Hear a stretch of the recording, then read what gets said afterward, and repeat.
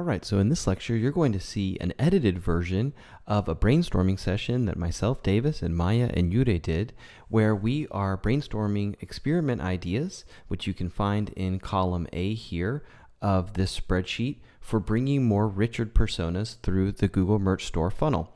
And you can access this spreadsheet at go.easel.co/G19brainstorm.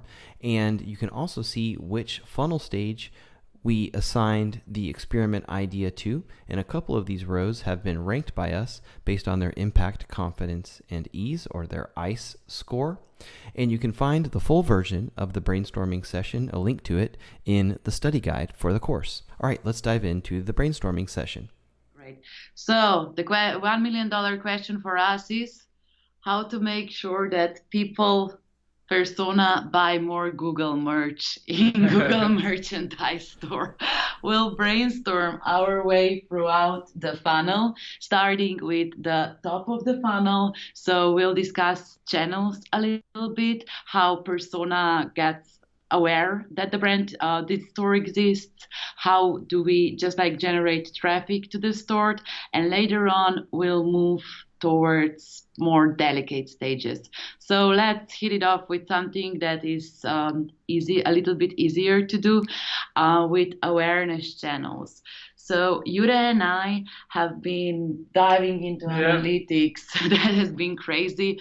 And so far we learned that the majority of traffic in the store right now is either organic, so pure brand awareness per se, or from AdWords. So these are two acquisition channels that apparently work very well for them. What was finding of your external research? Well, recently the big Google hardware event happened, and I noticed that generated a whole wave of reviews from traditional media outlets like CNET or TechCrunch, and also a lot of social media activity. I find that what happens with a lot of people is that what they'll do is they will wait to buy things until this like new version comes out. Okay. And so, so what they'll say is, and I actually had a specific word that this guy used that I thought was interesting. I think he said that they'll hold out. Yeah, they say they'll hold out.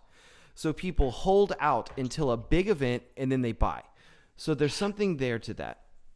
That makes a lot of sense. Like also with Apple, it's sort of this purchase cycle when they have those developer conferences with cool product launches. And of course, you don't want to buy a new iPhone in August because you know that in September, October, something huge will come out. So yeah, thank you so much for this input. Here I wrote ads, as we discussed before, then events leveraged by PR and social media. But what you said make a lot of sense also in terms of external events. So not only Google brands that, but as I'm doing this, I'm programming people. I'm imprinting brand to their brains. So for example, you're not very Gary Vee t-shirt today. No, right? No. But if you're wearing Easel, gosh, what a nice thing.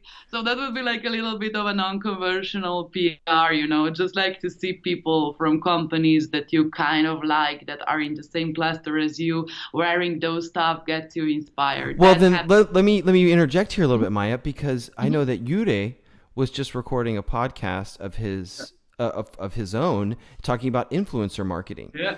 So I know that Google is an enormous company, but I mean, I wonder if, actually creating cool Google merch or some way of influencer marketing would be interesting.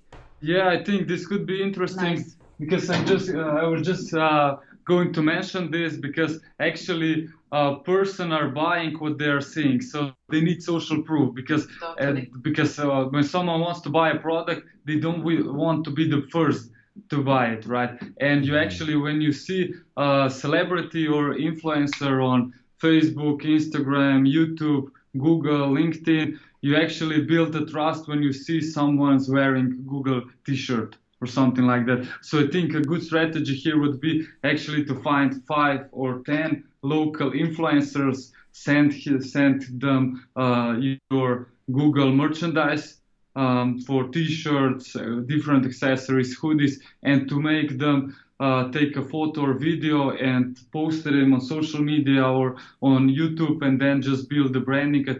This could actually generate so much traffic. All right.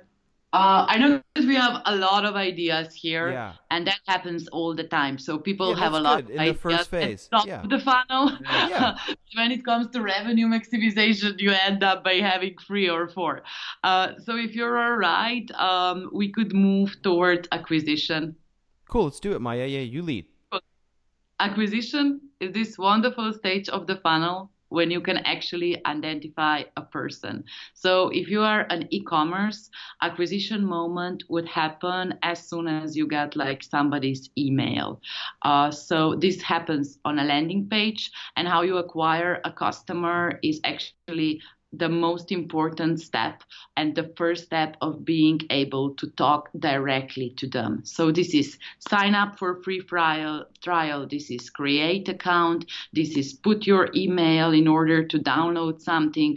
These are the stuff that we are calling acquisition. And you just go ahead and say how to capture an email on a landing page. Yeah, This Jure, is go you for it. master for 5 years. Yeah, actually, what first popped in my mind was actually when you were talking about some, let's say, limited edition T-shirts, right?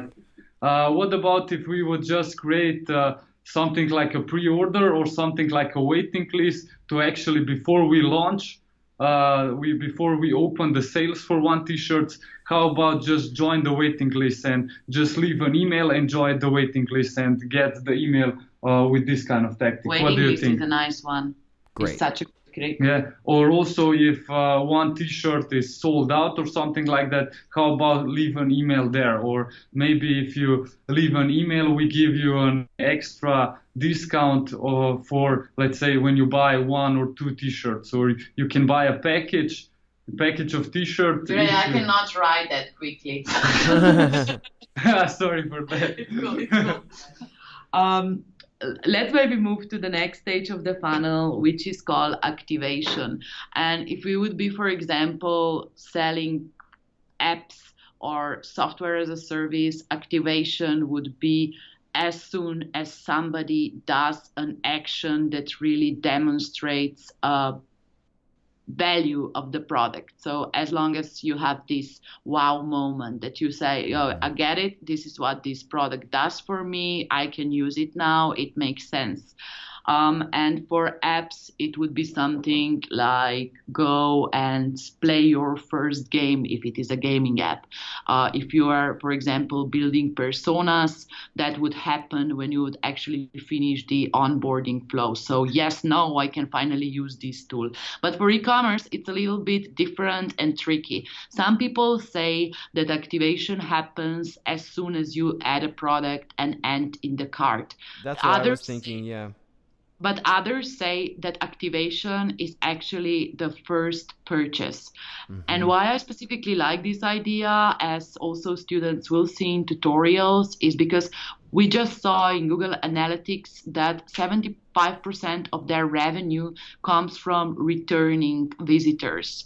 So people are willing to spend a lot of money for customer acquisitions because they know that lifetime value of the customer is higher and there are repetitive purchases. If the goal is to get a purchase to get an activation, maybe we should make that barrier pretty low. Maybe we should have some offers of some, even something that's just like maybe some really simple flat rate offers, like a sticker for $1. Something where you're just like, boom, it's $1, done. These for $2.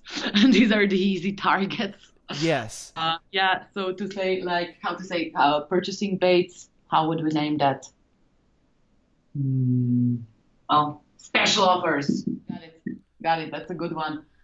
For activation, okay. So the other things would be to put like an email, to send an email when you find a customer that abandoned the cart. That's a good one. These are like the standard ones. But I really have to invite you guys into the pre-last section, which is called retention. And that means that a customer actually sticks with you. And in e-commerce, it is very, very important because in first purchase, you are usually creating a loss or a break even with cost per acquisition that we have, especially with advertising at the moment. When you're building a community, it's really important to actually listen to them and make them involved in your, let's say, production or something like that. Yeah. So I think a great idea here would be also to ask all the customers to that bought the t-shirt or something like that to actually include them in brainstorming for new products or something like that, or that they vote, for example, what should our next product from be, all or the designers like that actually bought a product, that one is included in the designing of the new hoodie or something like that. Amazing as well. Yeah, Jure, in terms of revenue, take us again to show me the money. Yeah, Jure. I would actually build a loyalty program where you actually have like 4 levels, and when you actually buy the product for the first time, you become like a Google starter, and for every next order you will get, let's say, 5% off. And when you make, let's say, 2 or 3 more sales, you actually move from starter to, let's say, Google Star or something like that. So then you have like 10% of the product, and also when you become on the next level, maybe Google can also send you a free package that is just limited edition for the Google starters. You can even buy it online. You can just get it if you move from one stage to another, and then you have 10%. The next one is like Google Superstar, then you have 15% and also get another package. And the last one is Google Ambassador, where you actually get a huge package of 10 limited edition products, and that's it. So the next stage would be to prioritize those ideas, and we'll do it in a separate tutorial based on ICE score suggested by Sean Ellis from growthhackers.com, the godfather of growth hacking. So just not to keep this idea, on a whiteboard and never do them. What matters is what you do. So based on ranking, we will prioritize experiments in next stage.